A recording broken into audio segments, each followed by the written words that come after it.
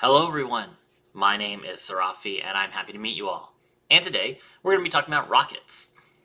Rokkets are a deck that is extremely powerful and very consistent in the meta. So the skill is called Boral Launch. This skill requires 9 Rokket monsters in your deck, and it requires that you have Boral Dragon in your extra deck. Once per duel, after your turn 4, send one Delindrous Dragon from outside your deck to the graveyard. So Delindrous Dragon will revive itself if you special summon a Rokket. It's a link to, that's a useful effect, and it lets you get Boral Dragon on the field easier, basically. In addition, the following effect can be used once per duel if you control a Rokket monster. Set one Boot Sector Launch from your deck to your field. During this turn, you cannot special summon monsters except dark monsters. So, we get the field spell for free from our deck, and this will allow us to easily make some very powerful plays. For the main deck, we have 3 copies of Rocket Tracer, 3 copies of Magna Rocket Dragon, and 3 copies of Metal Rocket Dragon. The individual rockets aren't all that important except for Tracer. So Tracer has an effect that says you can target one face-up card you control, destroy it, and if you do, special summon a Rocket monster from your deck except Rocket Tracer. Also, you cannot special summon monsters for the rest of the turn that are from the extra deck except dark monsters. Once per turn on this effect. So Rocket Tracer is a tuner monster, and you can just target any other card you control that's face up and pop it to get a non-tuner on the field. Now you can also pop it Rocket Tracer itself if you need to, but primarily you want to use this effect to get an additional body on your board so that you can get a Synchro or an Xyz play.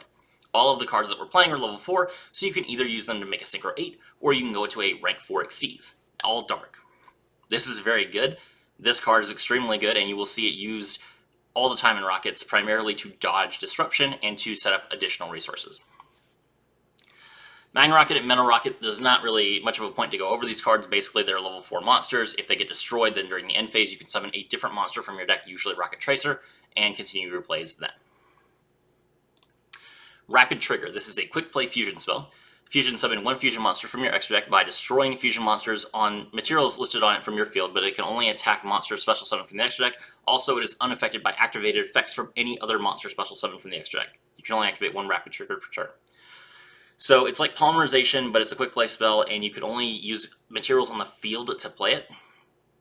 But it does allow you to immediately summon your Boral Dragon, and because you're destroying materials on your field, if you destroy, for example, your Metal Rocket Dragon, during the end phase, you get to trigger its effect and special summon another monster from your deck.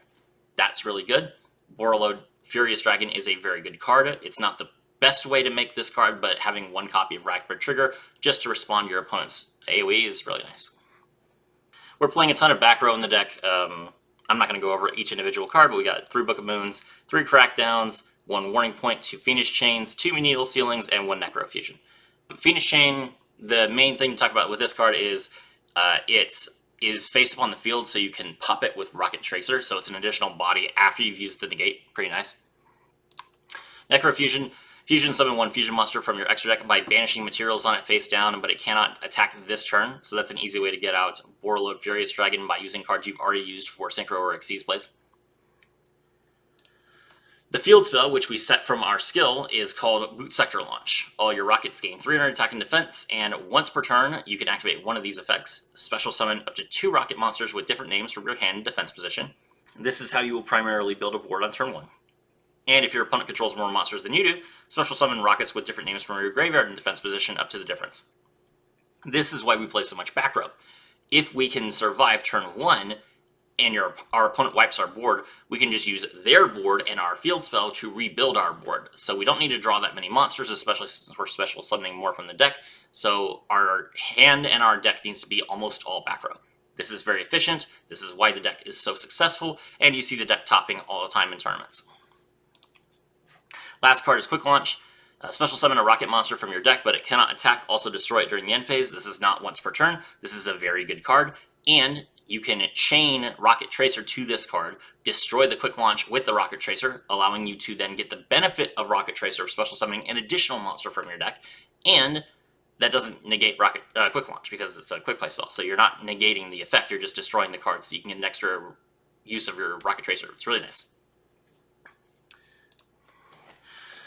For the extra deck, we have Borreload Furious Dragon. This requires 2 Dark Dragon monsters, and as a quick effect, you can target a monster you control, a card your opponent controls, and destroy them. You can also banish this card from your graveyard to target a Dark Link monster and special summon it, but it cannot activate its effects its turn. So this is very similar to Destiny Hero Destroyer Phoenix Enforcer if you play Master Duel, except that you have to target a monster on your side of the field. Very good effect.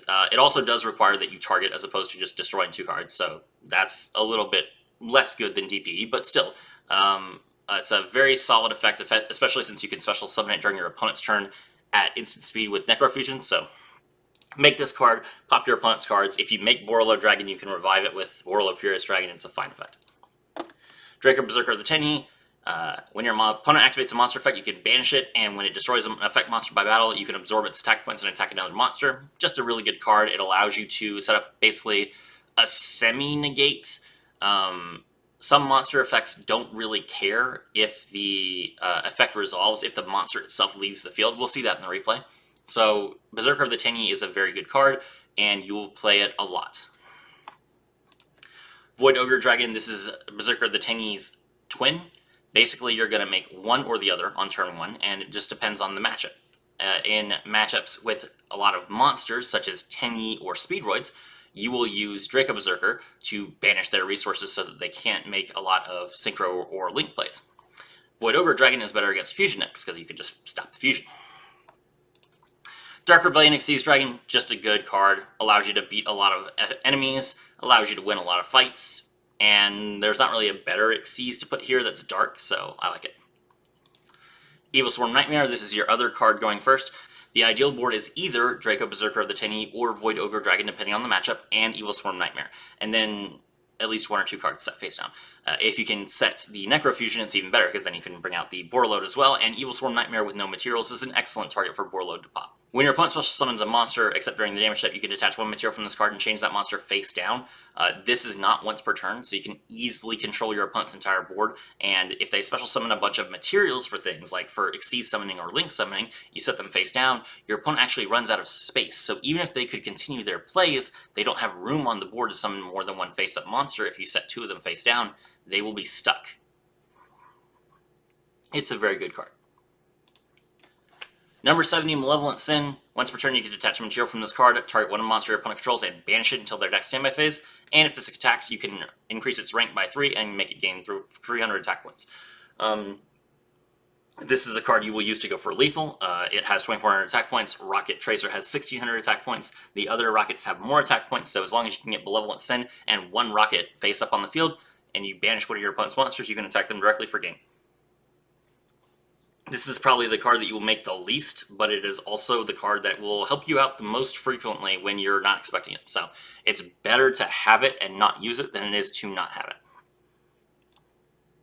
Borreload Dragon, this is required for the skill. You will almost never make this unless your game goes until turn 4, and if it does, good luck. Lastly, we have Booster Dragon. This requires 2 Rokket monsters. Once per turn, you can target 1 other face-up monster on the field, and it gains 500 attack and defense. Your opponent cannot activate effects in response to this, and if this Link Summon card is destroyed by battle or card effect, you can target 1 other Dragon monster from graveyard and special summon it. This is primarily used to trigger the Rokket effects of sending a monster on the field to the graveyard or destroying all cards, your opponent's cards this column was in. So that's a fine effect. It's not really that good. You would rather make 2 monsters than make a Link monster and use up 1 of your Rockets as removal. You can usually remove threats with the Synchro or the Xyzes anyway, so I don't really make this card all that much, and I don't think that you will either, but it's in the deck. Okay, let's take a look at the replay. Here we go. I've had some requests for more Speedroid content on my channels, so let's take a look at the Speedroid game. Alright, we are going first.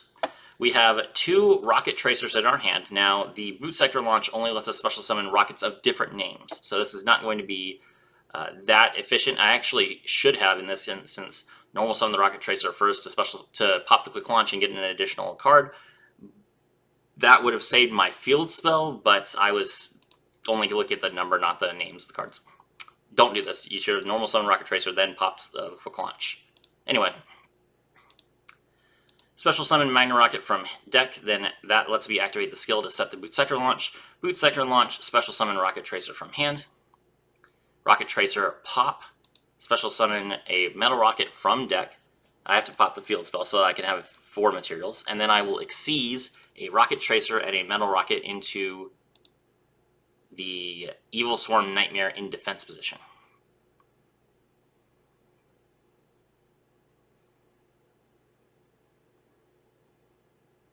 Then I normal summon Rocket Tracer, and now I have a level 4 tuner and a level 4 non-tuner. I'm going to synchro into the Draco Berserker the Tenyi, because I know that my opponent is going to activate a lot of monster effects, and I want to make sure that one of his monsters gets banished.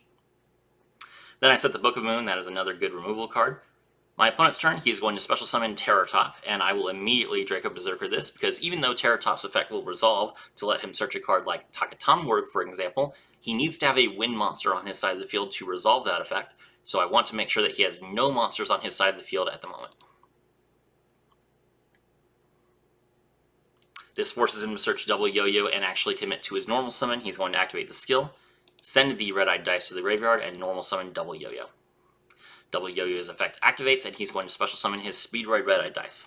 Now, he is prompted as the turn player to activate Red-Eye Dice's effect before I am prompted to activate Evil Swarm Nightmare. So he will activate Red-Eye Dice's effect, he will change his Double Yo-Yo to level 6, and then I tell him that his monster is getting Book of Moon. So now his Double Yo-Yo is level 6, that's going to make synchro summoning for him with any other card on the field very difficult.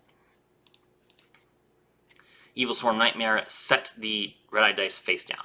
He's then going to special summon Speedroid Takatamworg from his hand. I'm going to activate Evil Swarm Nightmare again and set his monster face down. As you can see, now my opponent has 3 monsters on the field. None of them are a threat to me, and he is not able to synchro summon because he does not have 2 face-up monsters. He sets 1 card face down and he passes.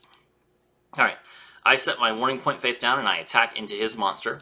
And I notice that he is lingering on his card during the damage step. So at this point, I conclude, based on what I know about Speedroids, that this card is most likely Forbidden Lands. I attack into the Red-Eye Dice because I know I can destroy it with my Evil Swarm Nightmare. And then I attack into his Takatamworg with my Draco Berserker the Tenyi because I get less attack points by doing this, but I do get to do more damage to his life points right now. Okay, it's his turn. He only has 2 cards in his hand. He's going to normal summon his Speedroid Fukimadoshi Piper. Then he activates Speed Recovery, and he will target his double Yo-Yo. This will allow him to special summon High Speedroid Kite Drake, which I don't want to happen. So right now, I'm going to activate Book of Moon to target his Fukimadoshi Piper. This will prompt him to activate his Forbidden Lands, which I knew he had. Then he special summons his double Yo-Yo, and I activate Warning Point. Now his double Yo-Yo can no longer be used as synchro material, nor can it attack. And he's out of options, so he surrenders. There you go, chat. That's how you play Rokkets. Slow, methodical control. Make sure that your opponent has no resources. Answer every card that they play with a trap, with a monster effect, and reduce all of their resources to 0. Then crash into them with a powerful dark monster.